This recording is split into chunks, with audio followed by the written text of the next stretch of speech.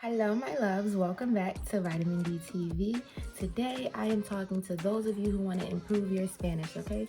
Whether you guys are of Latino background and you want to be able to communicate better with your family, or if you started learning Spanish in school and you just feel like school has failed you and you want to start again, this video is for you guys. Or if you are already studying and you've already been on your journey and you just want to continue and you need some more motivation, this video is for you guys, for those of you who fall under that category, okay? So first and foremost, I am not of Latino background, because a lot of people, when they hear me talk, they're like, where are you from? Listen, I'm a Black American girl and I taught myself Spanish. Not in school. School taught me the bare bottom basics, how to say my colors and how to say my pronouns. That was like about it, in the alphabet. Everything else I had to learn on my own. So this video is for y'all who are out there doing the same thing, okay? So diving right on into it, if you already know like the bare bottom basics, work on putting those basics into sentences, okay? Like if you can only say hola, ¿cómo estás? Look up more basic phrases, okay?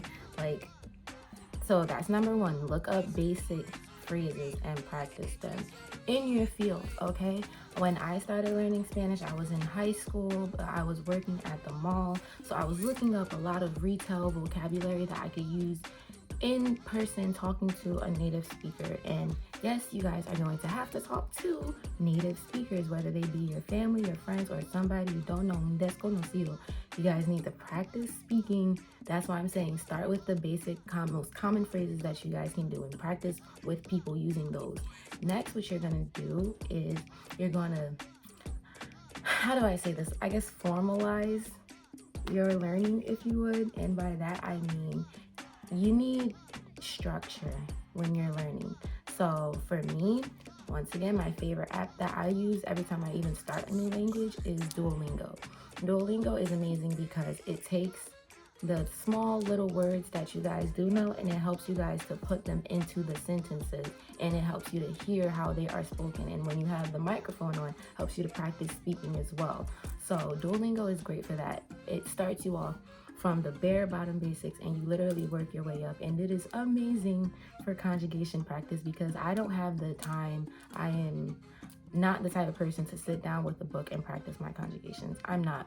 Give me the electronic way to do it, you know? I'm a millennial, if you would. So yeah, use an app like Duolingo or Babbel to just have a better structure, a better way of, you know, putting those words together, okay? So use apps, and use apps, okay, guys? Next, what you're gonna do is listen to music, okay? A lot of times people don't like listening to foreign music because they don't know what's being said, but listen, music is one of the most enjoyable ways you guys can learn, well, finesse this language that you guys are already kind of sort of knowing, okay? Like, once again, in high school, I was listening to a lot of bachata, and I specifically say bachata because the music, they are speaking the words slower. Están hablando más devagar, okay? I had Portuguese stuck in my head real quick. It's been happening to me lately. Yeah, but bachata, because the words are spoken more slower, or the Spanish version of R&B, whatever you guys like, whatever's a more slower spoken song for you guys, listen to that and get more familiar with how they're talking. And then once you are past bachata, go on to reggaeton. When you can understand a reggaeton song in Spanish, you know you're getting somewhere, okay? Because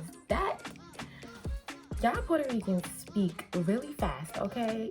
Y'all Puerto Ricans speak really, really fast. So if you guys can understand reggaeton or Spanish rap or Latin trap, you know you're improving, okay? That's another thing. Songs are a great way to measure how good you're getting, because you can be listening to the same song for like 10 different times on 10 different occasions and not understand a word. But then that 11th time or that 12th time that you listen to the song, you pick up on a whole verse that you could not understand yesterday. And you're like, oh, I understood that. That's where you get more motivated. That's where you get more excited. That's where you can really see, oh, this stuff works, okay? So one great website to practice with the lyrics is called lyricstranslate.com. Lyricstranslate.com. It's it's user submitted lyrics. So if I'm listening to Darte Un Beso by Prince Royce, but I don't know what they're saying, I'm gonna type in the name of the song into the search bar, and I'm gonna click on the translation for that. And they have translations for not even just English, for several different languages, okay? Because people from all over the world are submitting the lyrics to a lot of mainstream songs, okay?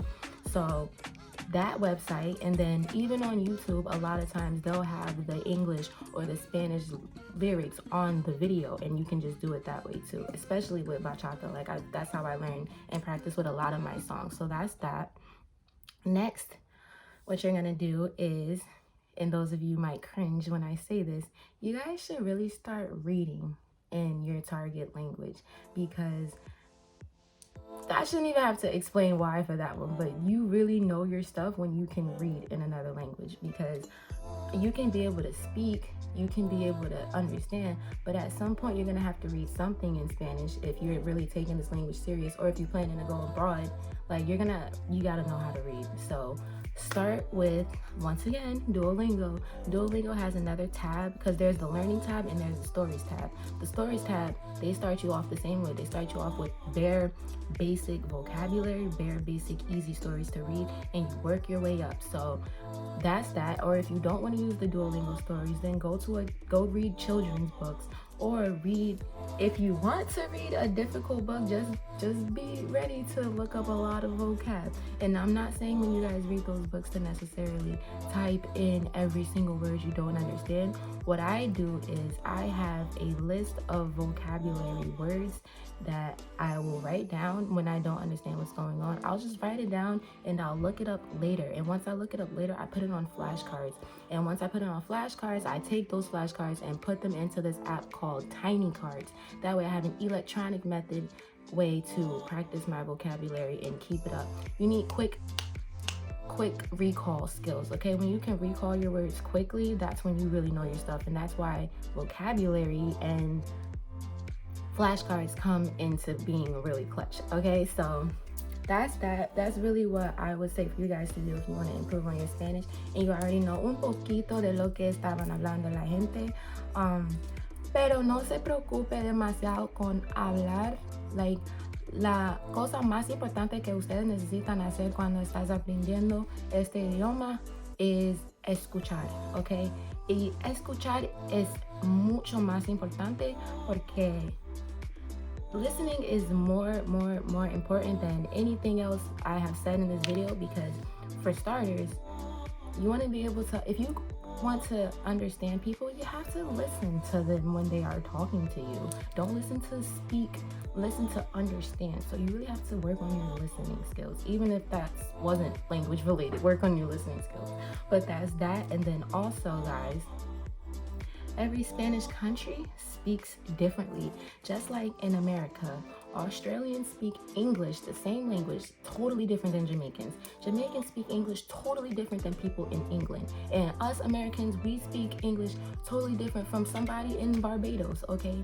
So it's the same thing with Spanish. Mexican Spanish is totally different than Cuban Spanish. Cuban Spanish sounds different to Colombian Spanish, and Colombia got their own list of accents right along within that country. And a lot of other countries are like that. Panamanian Spanish sounds totally different than Spain Spanish. Like, personally, I can speak Spanish, I can understand, but I still have problems understanding people from Puerto Rico. I still have problems understanding people from Spain sometimes. But if I'm speaking to a Colombian or somebody from Mexico, it's easier for me to communicate with them, because I've practiced listening to that specific Spanish for a longer time than somebody from Cuba, for example.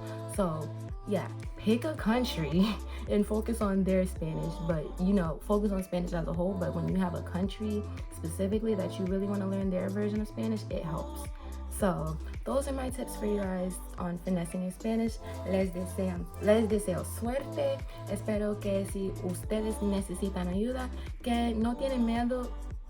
My Portuguese coming out. That you guys aren't scared to hit me up. Like, if you guys have questions, comments, concerns, feel free to message me. I'm gonna hit you guys up. I said I'm gonna hit you guys up. Y'all can hit me up on Instagram, or I'm gonna drop my email address. And I'm also doing tutoring. All you gotta do is send me an email stating, why and all of that good stuff. We'll have a conversation there, and we'll just go from there, because it's all gonna be via video. Like, I'm not meeting any of y'all in person yet. So all of my tutoring lessons are going to be online, and for those of you who are interested, feel free to email me. Pero este es todo para este video. Espero que ustedes sigan estudiando, porque de verdad, la verdad es que aprendiendo otro idioma de verdad vale la pena.